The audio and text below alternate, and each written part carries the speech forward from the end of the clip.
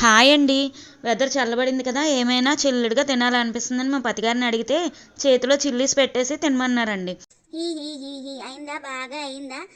మీ కితకితలు comedy చాలే కానీ చల్లగా ఉండే ఫలూదా కొనండి అని అడిగితే ఇంట్లోనే అన్నీ ఉన్నాయి కదా చేసేసుకో అన్నారండి. మా బావ ఏం చెప్పినా కరెక్టే. అదేదో తొందరగా చేసేవే అక్కోయ్. మా ఫ్రెండ్స్ కూడా వస్తున్నారు, పార్టీ చేసుకుంటాం. మీ అందరికీ నేనెందుకు చేస్తా, మాకే సరిపోదు. పిసినారు మొహంది, ఎప్పుడు ఇచ్చింది గనక. అయినా నువ్వు చేసిన ఫలూదా కంటే ఆ వీధి చివరి ఐస్ క్రీమ్ షాప్ వాడే బాగా చేస్తాడు. అవునా, సరే అయితే అక్కడికే పోయి తిను. ఈ సరదాకి జోక్ చేశానులే అక్కాయ్. చూస్తుంటే నోరు ఊరుతుంది, కొంచెం పెట్టవే. సర్లే ఇదిగో. ఉమ్, ఉమ్, ఉమ్, ఉమ్. ఎలా ఉంది? అక్క, ఫలూదా గురించి ఒక జపనీస్ కవి ఏమన్నాడో తెలుసా? జింగ్ జింగియో ఫలూదియో తాగొద్దియో అన్నాడు అక్కయ్. ఏమైంది దీనికి ఇప్పుడు? ఆ జపనీస్ కవి ఎందుకు వచ్చాడు మధ్యలో? చూసారా, మనం చేసిన ఫలూదా తాగితే అన్ని భాషలు వచ్చేస్తాయి.